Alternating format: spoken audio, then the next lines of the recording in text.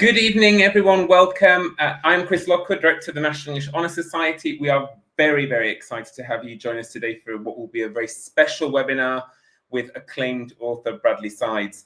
Whether you're here as a writer, a reader, or a lover of the strange and beautiful, today's conversation, we hope, will be both inspiring and thought-provoking for you.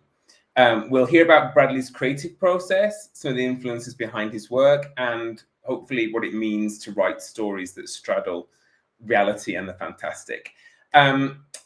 Before we start, a quick reminder that this is not the last webinar of the year. On June 4th, we will be partnering with NCTE, which is the National Council of Teachers of English, to welcome George Orwell, award-winning author Jessica Landa, and she'll be talking about immigrant education, which I think you'll agree is very important and very timely for us. So please do register for that webinar soon. And I am the person who gives out all the boring information at the beginning. But before introducing Michael Penna, who is tonight's interviewer, I'd like to thank some people who've done a lot of work behind the scenes to make this webinar a great success. So Naaman Kent, Katie Mudd, and Jessica McCall, thank you all very, very much. And a reminder then, just to increase your viewing pleasure, you can click on the full screen button in your browser. In this platform, the chat function is available, but it's not going to be monitored by Bradley and Michael. They already have a selection of questions that you've submitted when you were registering. So those are the questions that we're going to be using. You can, however, use that chat function to share your feedback on and give reactions to this evening's event. Okay, so tonight's interviewer is Michael Penna. Michael is a dynamic theatre and English educator at the Arts Academy of Toms River High School in Toms River, New Jersey.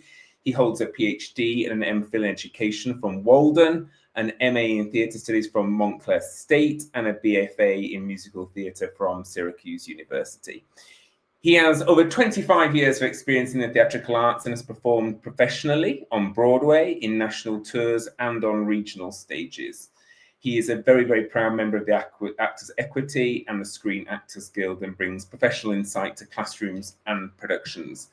He's dedicated to a dedicated arts advocate and serves on the National English Honour Society's Advisory Council, obviously, thank you, Michael, the New Jersey State Council of the Arts, and is a board member of the New Jersey International Thespian Society. So I'll be back at the end of the interview with some more information for you, but I think for now, let's connect with Michael in New Jersey and Bradley in Alabama. Thank you, Chris. And good evening and welcome to all of you joining us for this webinar this evening with author Bradley Sides. Before we begin, I just want to do a brief introduction and background about our author, Bradley. Bradley Sides is the author of 2 short story collections, Those Fantastic Lives and Crocodile Tears Don't Cause the Flood, which was a finalist for the 2024 Book of the Year at Southern Literary Review. His stories appear at The Bull, Ghost Parachute, Necessary Fiction, Psychopomp, Superstition Review, and elsewhere, and they've been nominated for the year's Best Weird Fiction and featured on LeVar Burton Reads. Additionally, he has written reviews, interviews, and essays for Chapter 16, Chicago Review of Books, Electric Literature, Los Angeles Review of Books, The Millions, The Rumpus, and Southern Review of Books, where he also serves as the host of the Southern Summer Book Club. In 2019, he was selected to participate in Little Hub's Secrets of the Book Critics. Bradley holds an MFA from Queen's University of Charlotte, where he was fiction editor of The Q. He serves in the National Advisory Council for Sigma Kappa Delta, the English Honor Society for two-year colleges, and he is a previous board member of the Alabama Writers Cooperative. Bradley is also an award-winning educator. He received recognition as Teacher of the Year on high school and the district level, and he also won the prestigious Chair of Excellence Award. As a professor, he was a recipient of the Calhoun Community College's 2025 Teaching Excellence Award. He currently teaches writing and literature at Calhoun, and he lives in Madison, Alabama with his wife. The Volcano Keeper, his debut novella, will be out from Regal House in the fall of 2026. Welcome, Bradley. Thank you, Michael. Thank you. Thanks for joining us tonight. We have some great questions that were submitted on the NEHS website from students and teachers from our chapters from around the world. And I'm looking forward to having a discussion with you this evening. Yeah, I'm looking forward to it. Should be great. Should be great. Just a couple of things before we start. To all of you at home, many of you submitted questions, and we're not going to have time to get to all of your questions, but hopefully we can get to a lot of them. I'm going to be saying who they're from and where you're from before each question. So if you hear your question answered, get excited. Bradley's going to answer those questions for you tonight. Bradley, before we start, just a couple things. You already heard that I'm going to say the name of the person, where they're from. I'm also going to say if it's a one-part question, a two-part question, because some of the questions got a lot of parts to them, and I want to kind of keep us on task. Okay. Thank you, Michael. Thank you. All right. Sounds good. You ready to dive right in? I'm ready. Let's go. All right. Our first question is from Emily Ratchment from Pennsylvania. And she asks, what differentiates weird fiction from the rest of fiction? That's a really good question to start with. With weird fiction, I mean, I think it's important just to kind of note it has a lot of the similar kind of functions and structures and expectations that you have with really, any kind of fiction. There's conflict, there are characters, the general kind of stuff that we talk about. But what separates weird fiction is, many people will agree, it's one of those genres that kind of has different kind of boundaries where we don't have an exact maybe definition of this is definitely weird fiction, this is not weird fiction, but you kind of know it when you read it. And it's oftentimes about feeling, if I'm being honest. So, for example, a lot of times in weird fiction, you might have a story or novel, whatever, that has elements of maybe it's science fiction, maybe it's fantasy. It probably has a little bit of horror in it. Maybe it's magical realism, some kind of speculative stuff happening in some kind of way, or surreal. But what happens in weird fiction mostly is you're left with this feeling of something that feels unsettling. And that sounds like horror, and it is horror in a way. But it reaches on kind of a human level where it's a little bit more than about just a horrific kind of moment or horrific kind of image or situation. It's about how you're left when the story's over. And it may, too, and you're also going to see a lot of bizarre kind of situations occurring in weird fiction, more so than you would in traditional horror or those others. But for me, weird fiction's really about that feeling, that unsettling feeling that just kind of lingers once the piece is done. Love that. I have to say that I have your book right here. Oh, awesome. Yeah. Actually, I have two of them. And I love them so much. And that explanation, I think, is very clear and makes it even more clear if you've never read this type of fiction before. So thank you for that. Yeah, thank you. Our next question is from Laura Gutman and Tracy Lampley from New Hampshire, and also Amanda Hauser from New Mexico. They ask, who inspires you to write weird fiction? Oh, this kind of sounds precious, I guess, to get us started. But in many ways, and this is the honest answer, I think in a lot of ways I'm inspired by my students because weird fiction oftentimes has, like I said, it can be unsettling, it can be bizarre, but it's weird at the end of the day. And however we take weird, and whatever kind of meanings and ways that we as readers take weird to be. But with my students writing, I teach kind of an intro level creative writing class, and then I build on to that in spring semesters. And I'm just so inspired by students who are willing to take risk. And by them taking risk, and it's not going to all be weird fiction, of course. I have many students who are writing memoir or, straight literary fiction, that kind of thing. But there's this different kind of energy and excitement and creativity. And it makes me want to engage, I think, with the work that I'm doing more and explore those worlds and build those worlds and those characters and those situations. It's good to write alongside them. It really challenges me, and it pushes me to go as far as I can and make my stories work. So my students is the honest answer for that.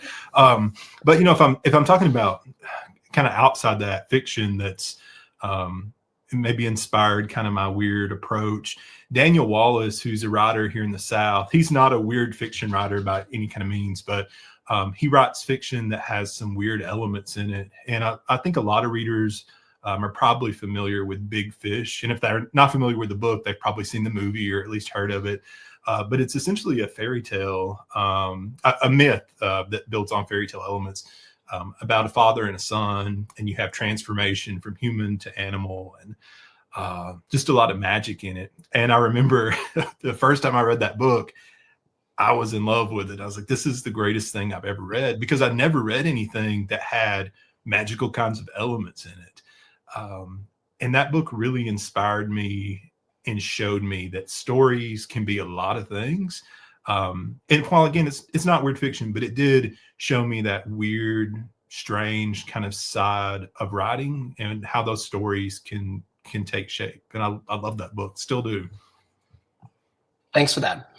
Our next question is from Abby Vaggard from Missouri, Abby Yazua from Ohio, and Julia St. Hiller from Massachusetts. This is a two-part question. Okay. So I'll ask you the first part.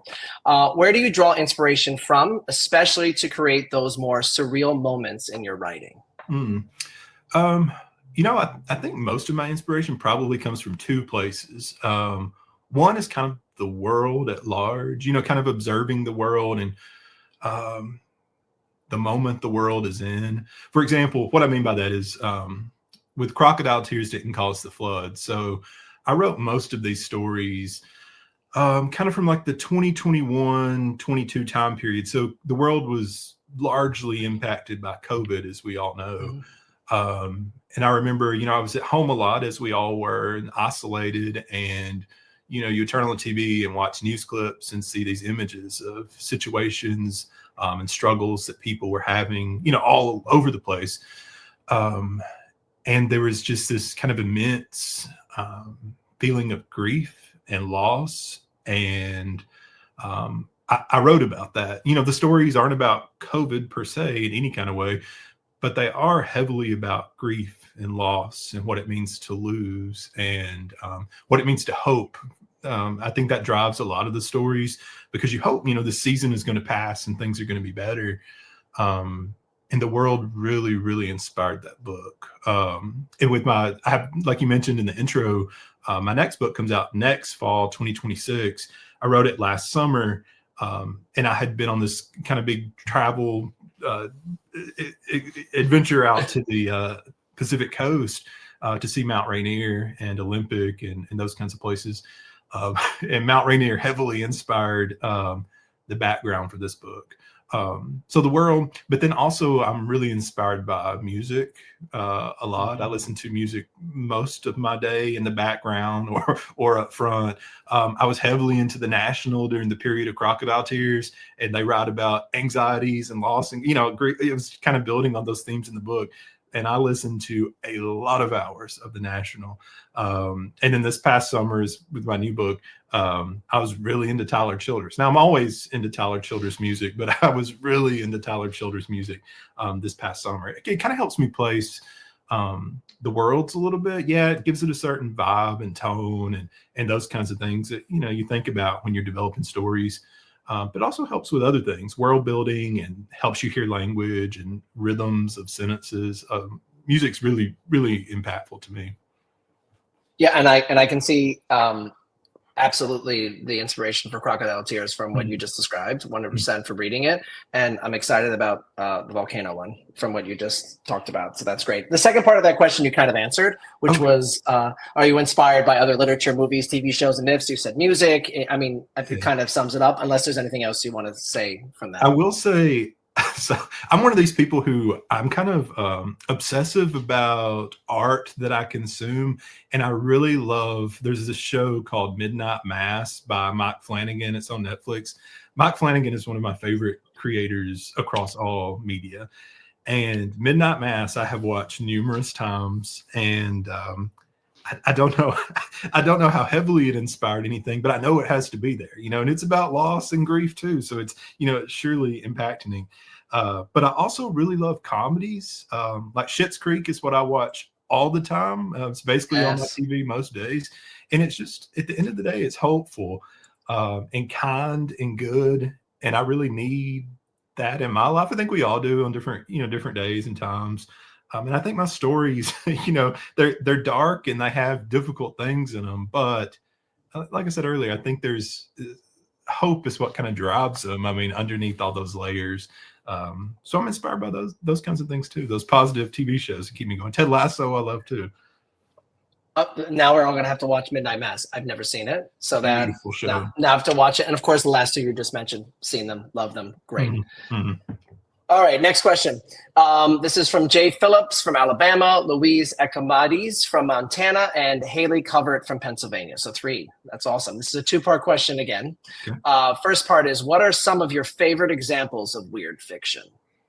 Ooh, there's so many. First of all, hello, Jay. I know Jay, so it's nice to see Jay back on here. Goodness, favorite examples of weird fiction. This is tough. So I love Kelly Link. I think Kelly Link's short stories in particular are so good. So Kelly Link is someone who I read often. Whenever I did my MFA, one of Kelly's stories is one that I included in my paper I'd done at the end. I love Brian Evanson's work. Another just wonderful short story writer. Kids Johnson has a story called Ponies that I love to introduce kind of the weird vibe to my students. It's so short, but so wonderful and wild. Alexander Weinstein is somebody who's, I don't know that I would call Alexander necessarily weird fiction writer, but someone who writes with the weird in mind. His stories are really interesting. Jeff Vandermeer, weird fiction, is heavily influenced by Jeff Vandermeer and his work. He's written some wonderful books. Sarah Pinsker is someone who I think does wonderful weird fiction. Sequoia Nagamatsu is someone who does wonderful weird fiction. Gosh, those are some of the writers that are coming to mind right now. I'll look back at this and be like, oh, why didn't I think of that person? But no, that's good. That's good. So the second part of that says, if you were teaching a course on weird fiction, what texts would you then emphasize? Oh, good.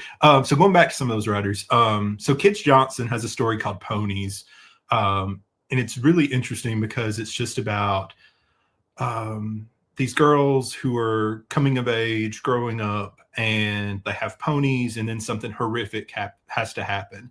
And it is one of those stories, you read it and you have this expectation of like, la, la, la, things are great. There's cotton candy and happiness everywhere. And then you are just devastated by what happens in it. And that's, and it's only like 3 pages long. I don't know. It's a very short story and it packs a lot. Similar to kind of like Shirley Jackson with The Lottery. It starts and people are gathered in the town square and they're so happy. And we know that's not how the lottery ends in a very positive way. Let's see, what else would I include on the syllabus? Alexander Weinstein, who I mentioned, has a story called Rocket Knot. It's also a very short story. I really like really short stories. And this one's about a community that gathers their elementary school students together. And they've essentially voted, that the kids they voted, and they're going to send one of their own into outer space. And it's a brutal kind of ending, but it's done so well. Brian Evanson's story, I mean, I mentioned him, but his story I would recommend is called Kindred Spirit. It's a wonderful story about grief and loss and guilt. Sequoia Nagamatsu's story, Girl Zero, similar kinds of themes. Like you're getting a lot into those themes where you're unsettled by the end of it, like really good weird fiction does. But one other thing I would do if I were teaching a class on weird fiction, I think I have this book on my desk. Yeah, I do. So there's Jeff Vandermeer has this book called Wonder Book, and it is not necessarily weird fiction per se, but it has a lot of writing activities and a kind of guidebook for imaginative fiction, which plays really well into, of course, weird fiction creation. So Wonder Book would definitely be a book I would want to include in some kind of way. It's a fantastic resource. Nice. Our next question is from Thessenica Eunice Chan from New Hampshire and Abby Aldine from Massachusetts. They ask, what are your favorite things to write about? Ooh, I'm one of those people, I tend to write about things that I feel that I know, or maybe if I don't know them, I'm at least curious about them and want to know more about them. I think that's a lot of my process is here's something I'm fascinated by, and here's how I kind of want to explore it a little bit.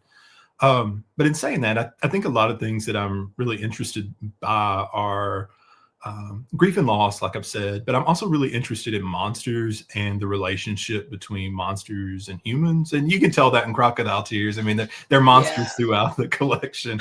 You know, I love a good monster, and I love just, you know, what's the difference between a human and a monster? Is there a difference? You know, it's something I think about often. So monsters is something that really drives a lot of my fiction interest. I mean, who doesn't like monsters? I mean, I guess people don't, but I mean, the two of us, I like monsters. Yeah. I mean, come on now. Come on. Okay, next question. From Tyler Carter from Oregon. This is a two-parter. First part, when did you first start writing?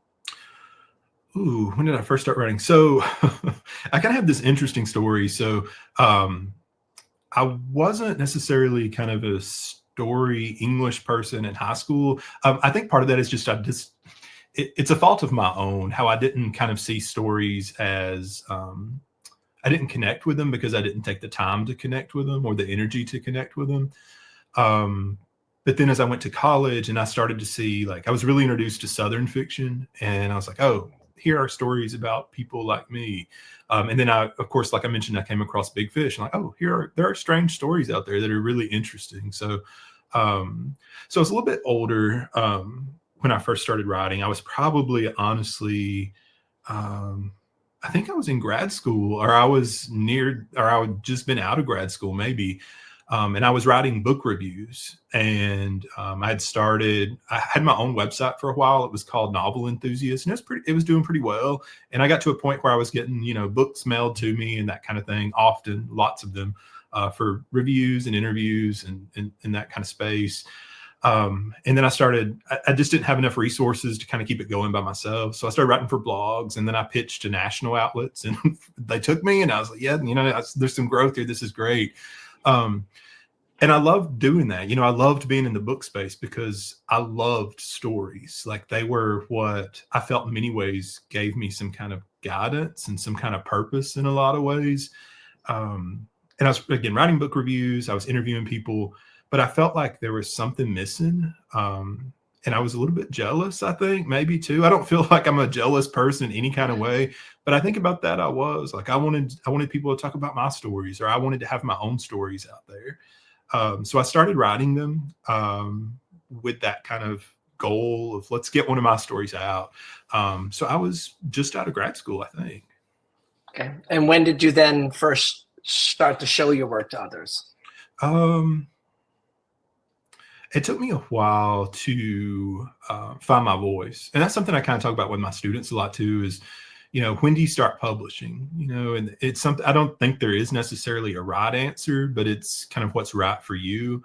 For me, I didn't feel like my stories were just, there was something missing for a while, and I had to write and write and write, maybe a couple of years, I guess, to kind of just get the voice right of who I was as a writer and what I wanted to say.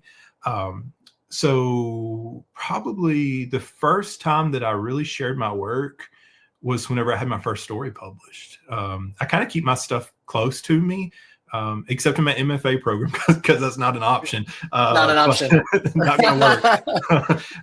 But largely I keep my work pretty close to me until I'm ready to share it. And then the story came out, it did really well, and people were, you know, seemed to be excited about it and sharing it. It, you know, got some traction. And then it inspired me to keep going from there. Okay. I have a question. And it's kind of off the cuff. You were talking about how you were, you know, you finally found people writing about like where you're from and like you. Have you from Alabama, or are you from the South in general? Always lived in Alabama. I know I'll never leave it. So that's really cool. And I think that you being one of them, along with all the great writers that are from the South, you know, I think it's a great thing to see that and to see that connection. So, Okay, next question from Claudia DeLeo from Massachusetts and Mary Di Trianto from Florida. They ask, what draws you to writing weird fiction, and how do you keep a sense of story while exploring strange and surreal ideas? Oh, that's a good question. What draws me to it, really? I think it was Toni Morrison that had this quote. It was, I'm going to destroy this quote. So income. But it's something like, if there's a book you want to read and it hasn't been written yet, then it's your job to go write it or something like that.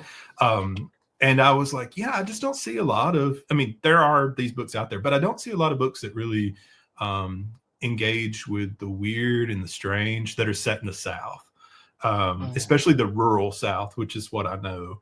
And I was like, I'd like to have more books about that kind of thing. Like, I want to see ponds. I want to see creeks. I want to see, small town gossip, going on, those kinds of things. So I feel really that is what drew me to kind of write weird fiction. Remind me of part 2 again, Michael. I'm sorry on that one.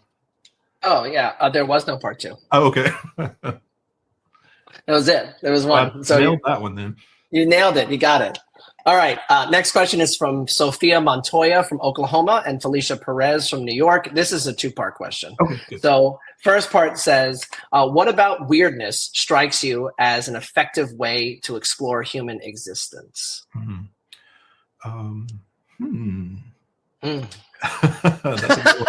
These are also good.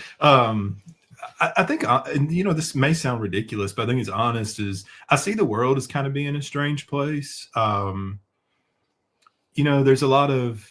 There's just a lot of wonder and curiosity, I think, in my life. For example, what I mean by that is I'm somebody that I go outside a lot. I spend a lot of time outside. I take my dog on walks often. And I just kind of look up at the sky. This really sounds ridiculous, ain't it? But, I look up at the sky and there are, clouds or something like that. And I'm like, oh, the cloud has an interesting shape to it. I wonder what that could be. Or it's like fall time and all these leaves are falling around. Well, what if this wasn't a leaf and this was fire or, something like that? And when I'm in a pond and there's like algae and things are bubbling up, I wonder what that could be. I think there's just kind of a curious imagination that drives a lot. It really influences me just as a person. Okay.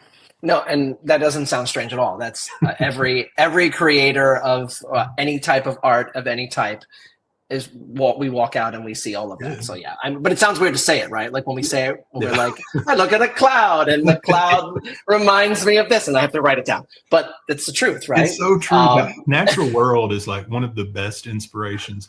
I can't tell you how often I'm inspired by trips that I take, seeing different parts of the country, different parts of the world, just different landscapes, even landscapes that I know that I haven't really taken the time to look at, and observe and just kind of process and take in. There are so many stories out in the world that we can uncover that way. Yeah. So the second part of that question is, what about the weird resonates with you? And in parentheses, if you could venture to guess, your readers. I think there's a lot of truth in weird. Like, it's the word weird, it has this different kind of expectation of like it's separate, it's on the outside in some kind of way, and I think we all identify in parts of our lives maybe as being on the outs or thinking something differently, observing something differently. So I think this idea of weird maybe isn't that terribly weird because it's happening to all of us in that kind of way. So I think there's that connection about strangeness and how we observe strangeness, both for myself and then for readers as well. I think that's largely the expectation. Like you're looking for connection or you're looking for someone who has a similar experience or take on a subject, but with a different lens. That's amazing. Next question. Cameron Davis from Virginia asks, what part of reality is your favorite to mess with? Ooh. I think endings. I'm very interested in endings. So like the end of the world. Now, I don't sit at home thinking about the end of the world all the time. That's that's definitely bizarre. But I do think about like what that means, right? Like, what does it mean to be at the end of the world?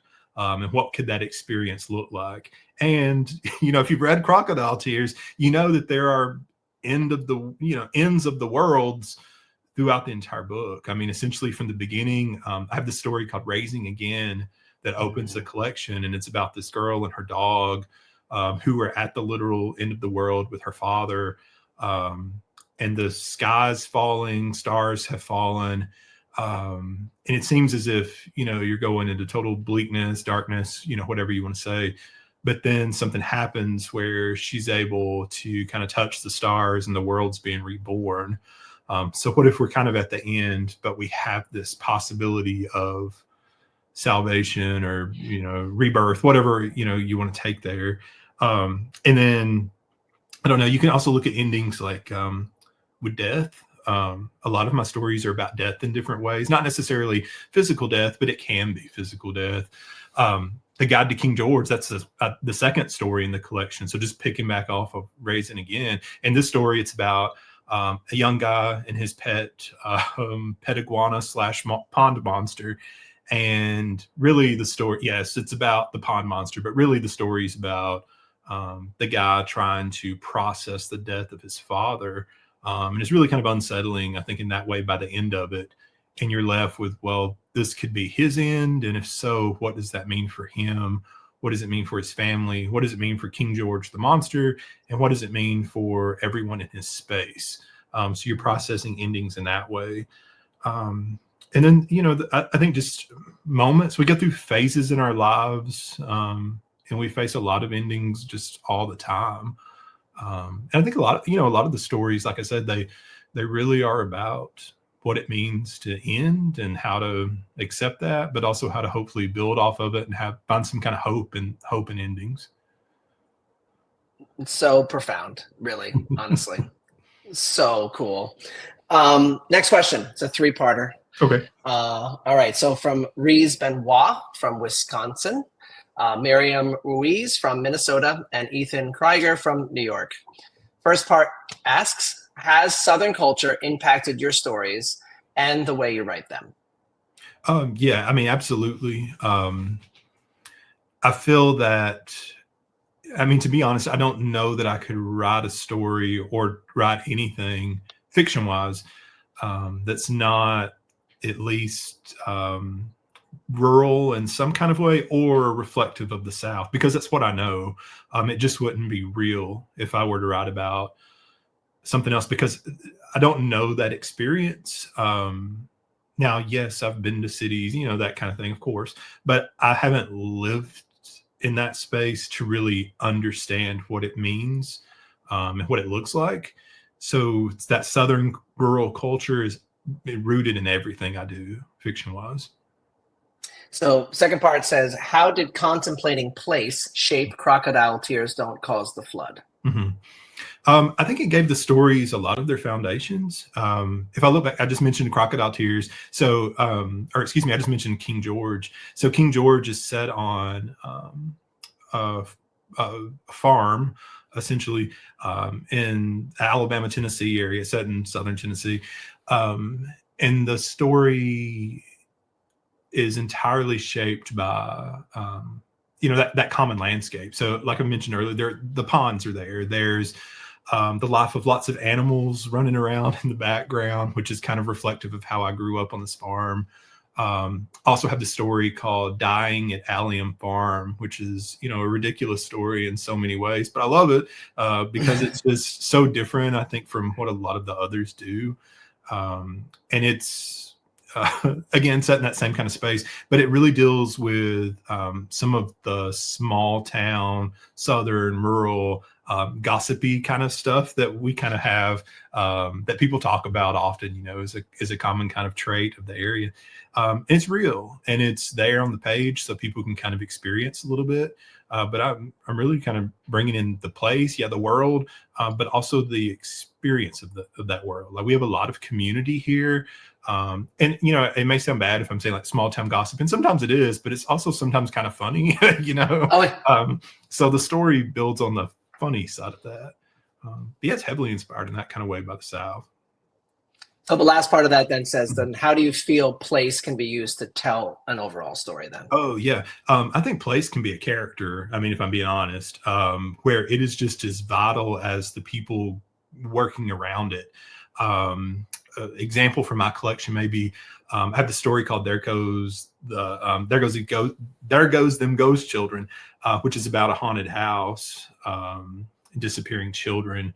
And that house and that setting is, for me, I think, is the creator of it, what drives the story. So without the setting and without that place of where this story's built, I don't think that I would really have a story, because a lot of the arcs revolve around the shape. Love that. Next question is from Paulette Golden from Texas and Cresta McGowan from Tennessee. And Paulette was one of our webinar authors Cool. right before you. So that's pretty cool. Yeah.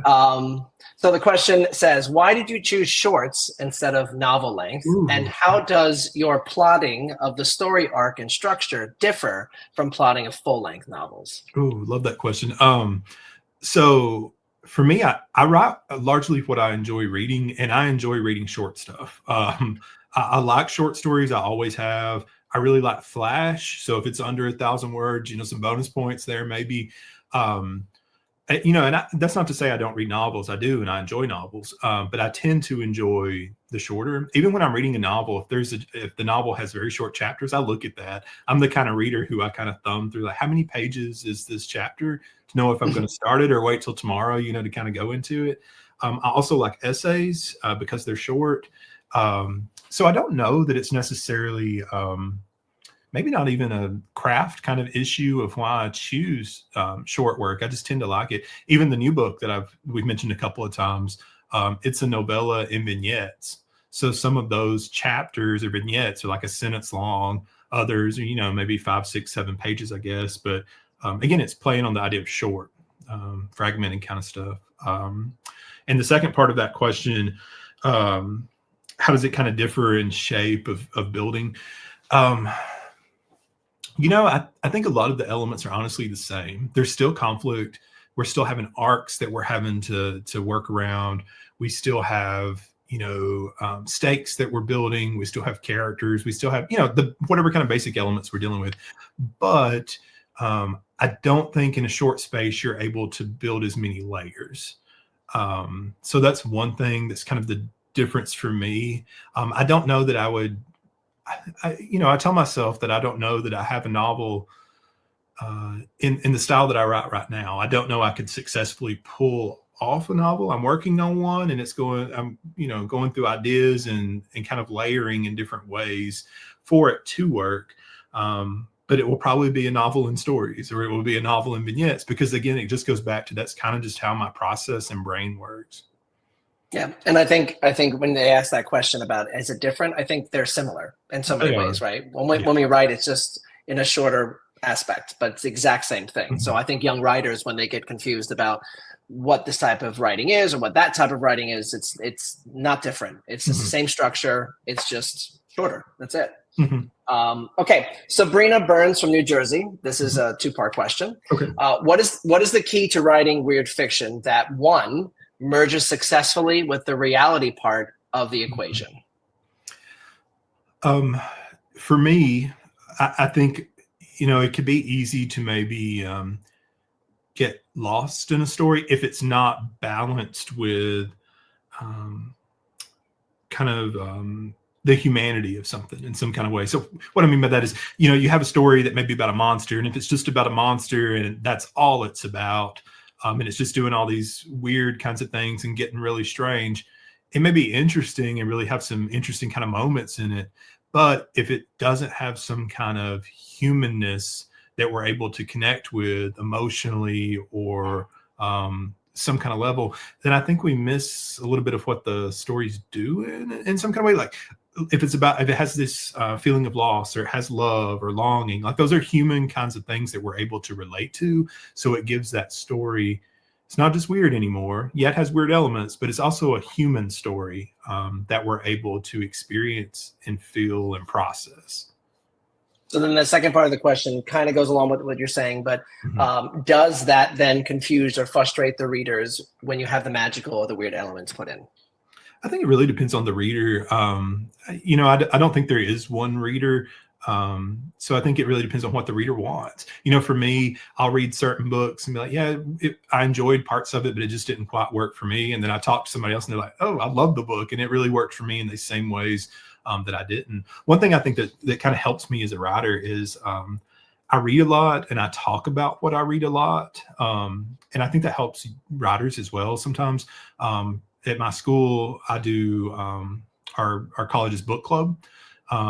And it's so fascinating to kind of sit in a room with people and have, 10, 15 people, whatever, talk about a particular book. And you get all these different views of, point A, point B, point C. And it really works for some readers and it really does not work for other readers. And I think if we approach our own writing in that way, like write what's true to you and write what you want. And I think the right reader will eventually find it, or or if not, then, maybe do some revisions and go back to it. But I think a lot of it's kind of personal choice, if I'm honest. Yeah. And I think I would agree with that wholeheartedly. Mm-hmm. Our next question is from Adia Reynolds from Kansas.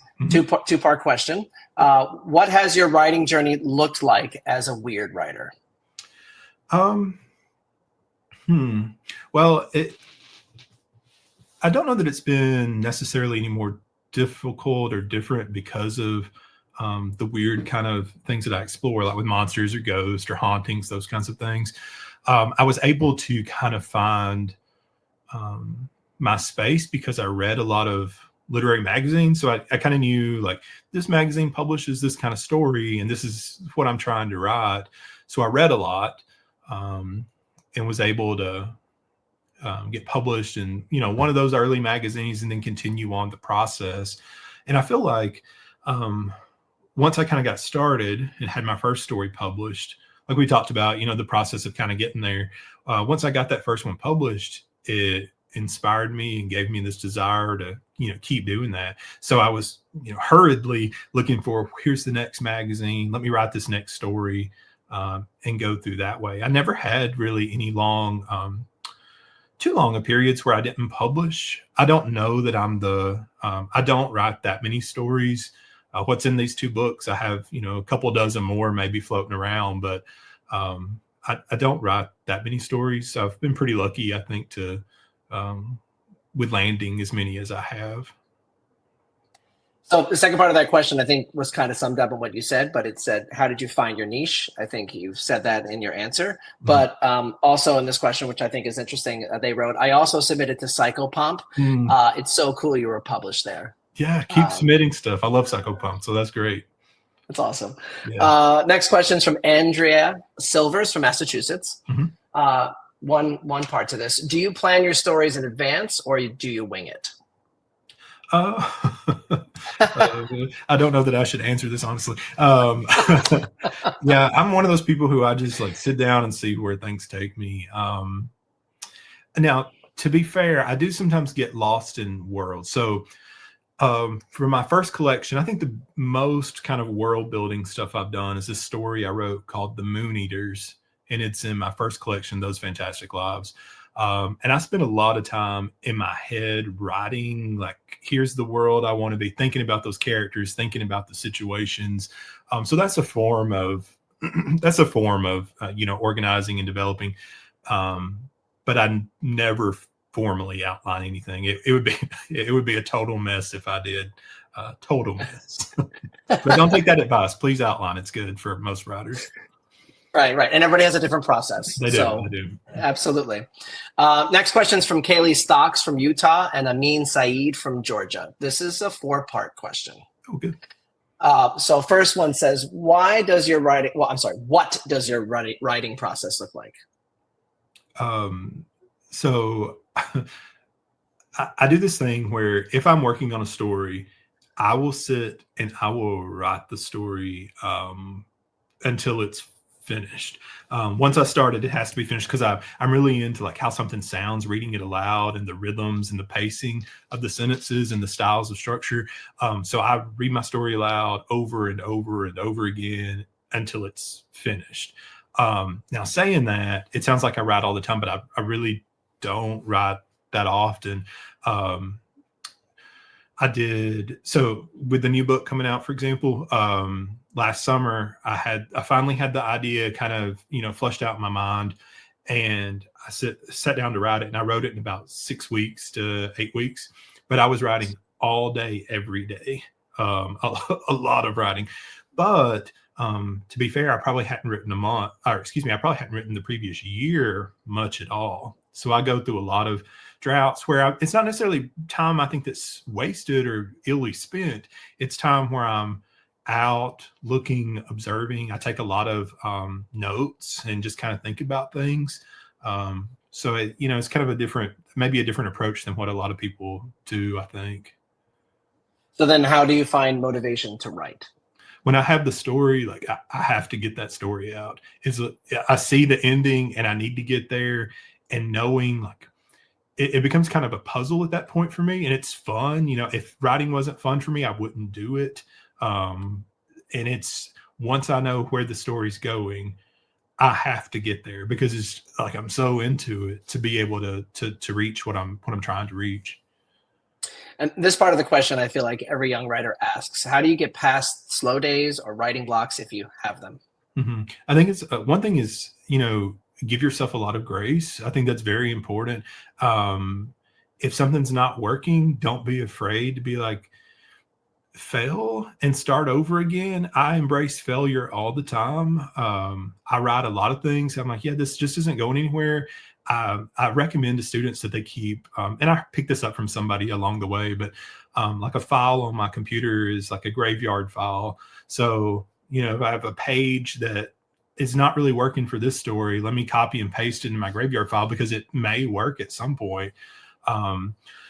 So in Crocodile Tears is this story I have called To Take to Leave, and it's it eventually became a choose your own adventure story in a way, and it's about the end of the world and parent trying to decide what's right for their kid that they have.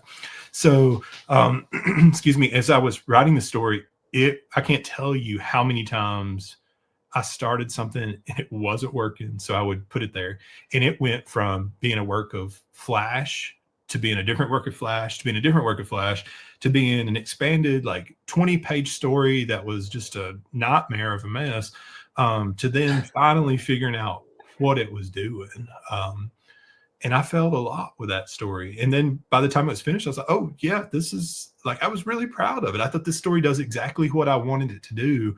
And that's oftentimes how I personally will measure my success with the story. Does it do what I want it to do? And if the answer is yeah, then I'll send it out. And if the answer is no, then I'll hold on to it.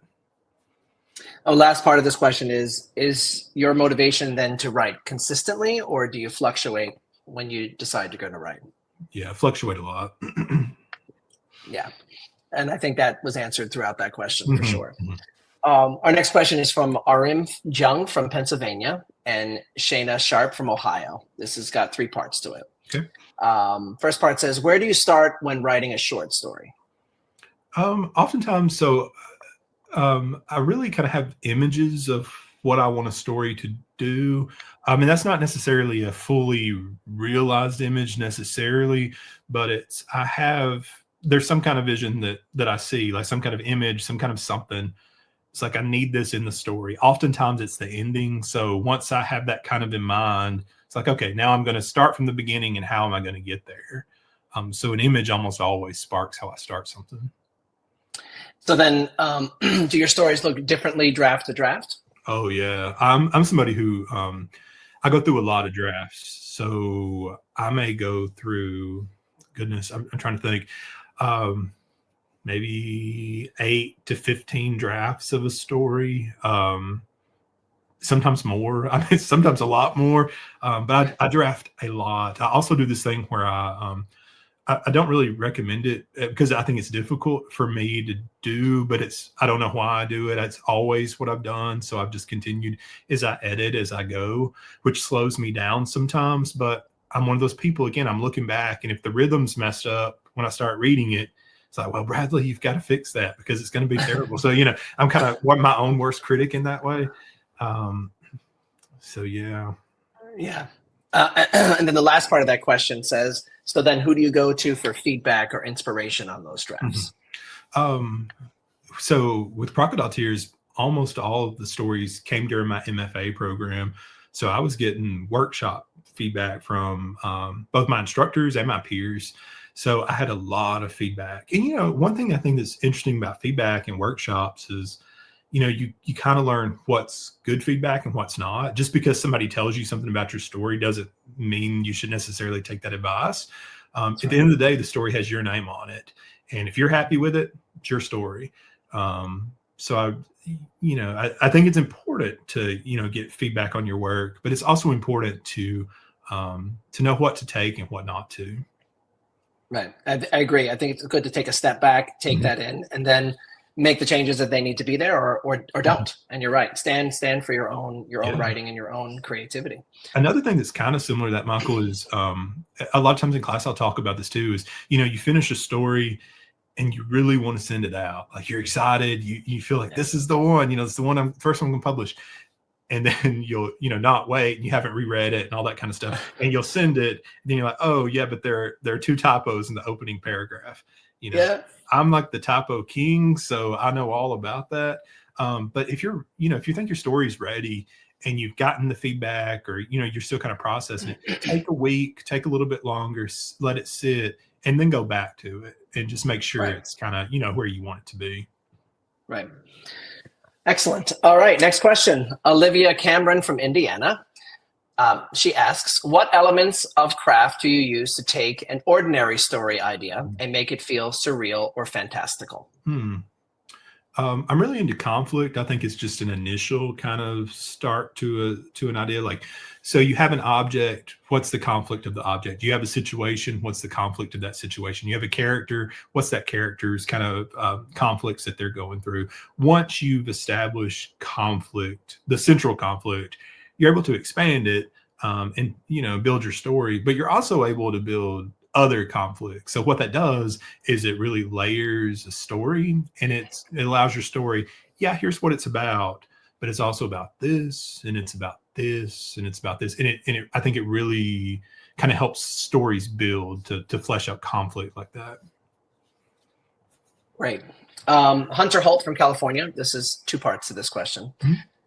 First part says, at what point in the creation process do you decide a story you're crafting will be weird?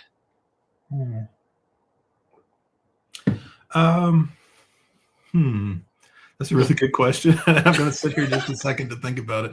I think, I don't know that for me that I necessarily think about how can I make it weird. I think it's kind of a natural thing. So I think we all have kind of ticks that we have as writers where we're going to do this or we're going to do that. And for me, I don't think I can write something that doesn't have an element of weirdness to it, because it just wouldn't be real for me. I see the world as a strange place with the kind of imaginative wonder, kind of curiosity stuff I have going on. Like I'm always going to see that level or layer of the weird. So I think it's really, really kind of natural. In my take, I think if I set out to do a story like, oh, Bradley, you're going to write a story about, an ocean monster or something, I think that would maybe restrict me, because then I may be too focused on the monster, the weirdness itself, and not let kind of human qualities build. Like I mentioned earlier, like where's the love, where's the loss, where's the hurt or grief, those kinds of things. Right. So then I think it kind of answers the second part a little bit, but, Hunter asks, is there a certain method or questions you ask yourself when you're starting to make decisions about how the story is going to be created? At least if it's going to go as weird as you'd like it to go. Yeah. Yeah. I mean, I think it kind of just depends on what the plan of the story is. And, yeah, that's really such a hard question. I would need a little bit longer, I think, to really give a good answer to it. But I think it depends on a lot of things of what the writer wants, and not being afraid to kind of, take risk and try things. And if it doesn't work, try again. That's really maybe not the best answer, but it's it's what I've got right now. So and everybody has a different process for how they come up with things. So you're not going to have a direct answer. Yeah. Okay. Next question is from Jim Kane from Pennsylvania, Bethany Daigle from Colorado, and Leanne Capreras from Illinois. Mm-hmm. 2 parts to this question. Okay. First part, how do you straddle the line between weird and too weird? I don't know that there is a such thing as too weird. At least for me is what I'm kind of looking for. There are things that I'm not interested in, as a reader, or things I wouldn't be interested in writing as a writer. But I don't know that there's anything I can necessarily think of that would make something too weird. And this is coming from somebody who, with Crocodile Tears, a lot of the stories, they have monsters and ghosts, those kinds of things like we've talked about, but they also have experimental forms. So there's, a working manual where you're, have a guide where you're figuring stuff out. There's one that's a state test. There's, just choose your own adventure kind of story. So there are all these different layers of weird where you can apply that in different ways. And I don't know that there's nothing I can really think of that would kind of move that boundary. Okay. So then the second part of that question says, was there ever a time you had to edit something because it became too out there, too weird? I did have one time I had a magazine was kind of curious in the structure of a story and wanted me to kind of move it into this was for my first collection. I have a story that's kind of a numbered story where it has this beat to it. And it's broken down by different numbers of stages of things. And a magazine, when I first sent it out, was like, we'd really like to see it kind of take this shape instead. I was like, I saw what they were talking about, but just wasn't what I had in mind. So, I was kind of like, well, I'll just keep it for now and see what kind of comes of it. So that was the only one I can really think of. I think a lot of times, there's so many magazines out with the, growth of the internet and all the, technologies we have. There are magazines and journals all over the place. So there's just so many outlets to be able to share your work. If you write really what would classify as really weird stuff, there's probably going to be some kind of magazine that publishes the kind of thing that you're looking for. So really, I say embrace your voice and go for it. And this isn't part of the question, but it's kind of, I have a question that I think would be interesting to others. So when you're submitting to all these different magazines and these different journals, do any of these pieces that you've written ended up in any of the longer pieces that then get published? Let me think. I think honestly, with all the stories I've had, Michael, I think they've all been published largely as is with some minor edits and then moved over to the story collections. And my edits, honestly, haven't been that big. They're wording things and, there'll be a typo here and there, but the stories largely haven't changed that much. Haven't had to really. That's awesome. That's great. On to our next question from Charlie Leiden from Missouri.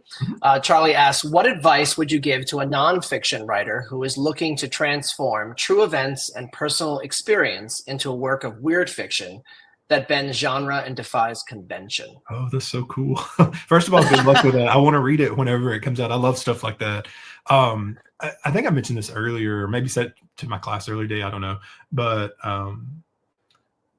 this idea of not being afraid to take risk and not being afraid to fail. Like if you want to take this work and shift it into something else, really go for it. And just see what works. You may have these really, weird, strange kind of elements, but you also could maybe play with form.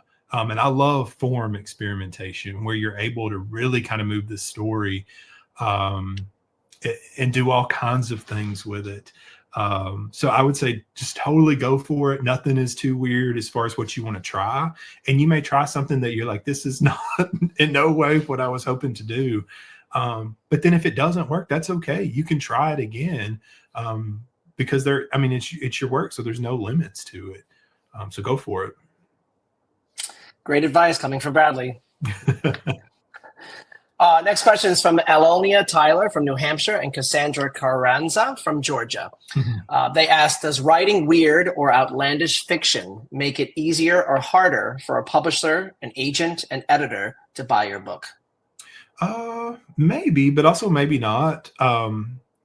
I think I maybe mentioned this with a couple questions back, but I really think there's so many markets out there now that if you're trying to publish, in stories, there's so many magazines, journals. Same thing if you're trying to publish a book. Now, there are going to be certain places that would say, yeah, we don't want this manuscript because it's, has monsters in it and we don't publish monsters. Well, then that's not the press for you, right? So I would say do your homework in a lot of ways. And that's one thing we kind of spend a lot of time, in classes I'll talk about, or workshops that I give, is all the kinds of good resources you have to look at places that accept the kind of writing that you do and become familiar with the kind of writing that you do or want to do. Chill Subs is free. I always, Chill Subs even has like a vibe section where what are you kind of vibing with? Chill Subs is a great resource to just kind of look at stuff and get the lay of the land. It's a good one. Okay. All right. Next question is from Eric Say Avilia Martinez from Florida and Holly Brown from Tennessee. 3 parts to this question. How do you go about getting published? Do they specify story or book? Well, I mean, I guess in the next part of it, they say, do you prefer traditional publishing or self-publishing? Okay. So I'll talk about books a little bit then. Sure. So with books, really, if you haven't completed manuscript, you have several options, right? So you can do traditional publishing, which is the path that I've taken. Traditional publishing, a publisher takes the book and they're going to cover all expenses of it, and you're most likely going to have a little bit of an easier time in getting press coverage. That's not necessarily always true, but I think in my experience, at least, it has been. Self-publishing, I honestly don't know just a ton about, but I do know friends and, people around who have done self-publishing, and for them it worked, and they got kind of what they wanted from it. For me, again, that just wasn't the path for me because I wanted to try to get my books into to be reviewed and those kinds of things. So traditional publishing is what I did. How did I go about getting published in that way is, so I have 2 story collections that I previously sold. And what I did is I sent out query letters to small presses and academic presses. And there are a lot of them. And you can just go on Google searches to find, those kinds of things. And then there are all kinds of writer resources, like Writers Beware and places like this, that give you information about presses that maybe aren't the best ones to work with and that kind of thing. But I sent out query letters and got responses from my process was not that difficult, if I'm being honest, or that time consuming. The query letter for the first book was sent to maybe, 3 or 4 presses, and a couple of them were interested, and I sold it to one of them. And the book kind of came out, a year and a half, maybe later. And the second one, same kind of thing. I sent out a query letter to a couple presses. One was interested, and the book came out maybe a year or so later. So there were fast kind of turnarounds, but they were with smaller presses. Which for my kind of stories, it worked well with what I wanted to do. And I got the kind of press that I was hoping that the books would get, and they've done pretty well. And I've been really pleased with that. From the first collection, one of the stories was on LeVar Burton Reads, and that was like the coolest thing for me. So cool. Yeah. It was just an awesome kind of thing to have that experience. And they've been, featured on lists and at national, places that I'd kind of dreamed of. So I've really been fortunate, just really, really fortunate. And I'm really grateful for that. But writing query letters is a whole webinar on itself. That's really is really a process to kind of build a good one, I think. Also, read different books. If you know that you have a book that's a certain style, try to find other books that are similar styles and see what presses publish those books. And that's a really good resource to kind of get started with. And this is, I know I'm talking probably way too long on this, Michael, so cut me off if you need to. No, this is great. This is great. Because it's so important. It's so important for young writers, right? It is. And it's such a process too. But like with short stories too, if you are a short story writer and you're trying to go about getting published for the first time, how do I do that? Well, like I said, Chill Subs is a great free resource. I'm all about the free resources because I've been there and know what that experience is like, not having the money to do that. and it can be really expensive to try to submit to a lot of places. But another kind of thing you can do is, here are the books that are by writers who are like me and write similar things. Let me flip to the back on the acknowledgments page and see where those stories first appeared. I have a story like Story A. Story A was published in this magazine. Let me see if that magazine's open. And if so, let me go to their guidelines page and figure out how I can get my story formatted and ready to send over to that magazine.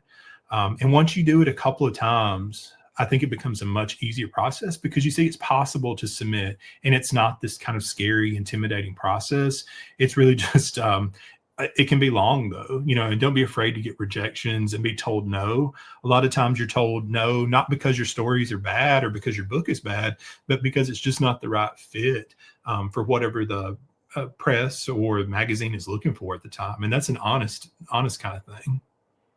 So the last part of that question, what I think is really important, is says, what's the hardest part of the editing process when the book is then picked up? Hardest part of the editing process? Yeah. Goodness, let me think. Honestly,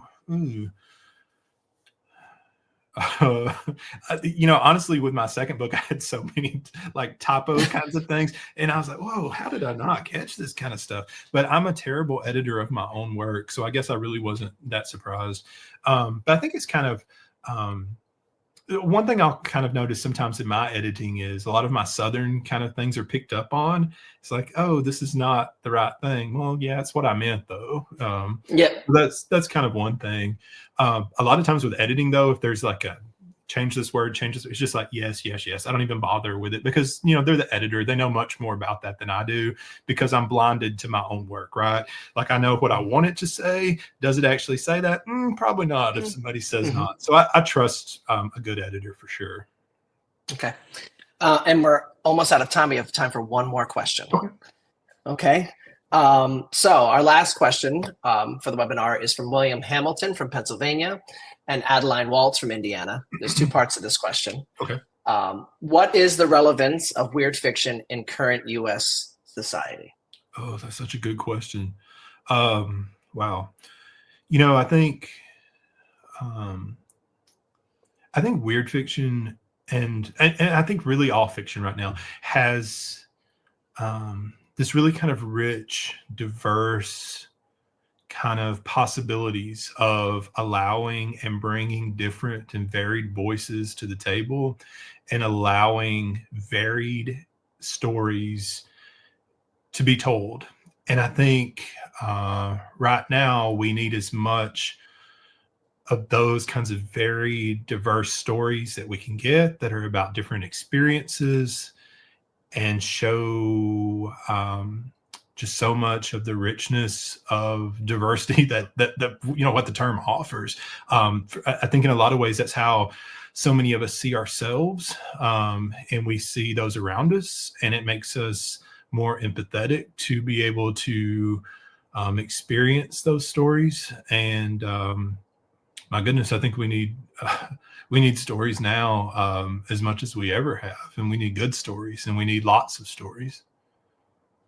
So the last part of that question then is, how important do you feel it is to make your stories then connect with current events? I think everything we write as writers is reflective of us in some kind of way. And I feel like it's my job to tell the truth in the way that I see the truth. Like, I want to tell something that is true and something is real and something that respects my experience as much as possible. And at the end of the day, I feel like if my work is, if it's honest, if it's true, if it's been respectful to those that I've wanted to give it, that it's done what I want it to do. So story, it goes back to that, stories are so important. I tell my students oftentimes that I think stories are, one of the things that makes us be humans, this ability to tell our stories, and not just to tell them, but to share those stories, so that we should always respect them and, give them as much time and love and care as we can, because they're what guide us in many ways. They inspire us, they shape us. Stories matter. So we're out of time. I want to thank you so much for coming and being a part of this webinar, which was all about you and all about Thank your you, wonderful Michael. writing and Thank everything that you bring to the table. If anyone has not read any of these, please go get them Yes, and please. purchase them. Bradley, it was a complete honor to speak with you tonight. Thank you, Number Michael. one, I really appreciate you as a fellow educator and someone who is out there still working and doing stuff not only on the education field but like putting out amazing work for people to read. Thank So to everyone out there watching, Bradley Sides is someone you got to look for. He's going to be quite a big deal in weird fiction. And thank you for being on the education field. And on behalf of the advisory council, thanks for being a part of this webinar. And thanks for everyone for watching tonight. Thank you so much, Malcolm. Thanks everybody for the great questions. Hi guys, we ran over a little bit, but that's because we had some really great questions. So thank you all for sending them in, and thank you, Bradley, for sharing your thoughts and your advice, which was great. If you in the audience have any creative writing that you might want to share with the world and get some feedback on, a good place to do that would be at the Sigma Tau Delta Convention, which will be in New Orleans in 2026. Bradley will be there.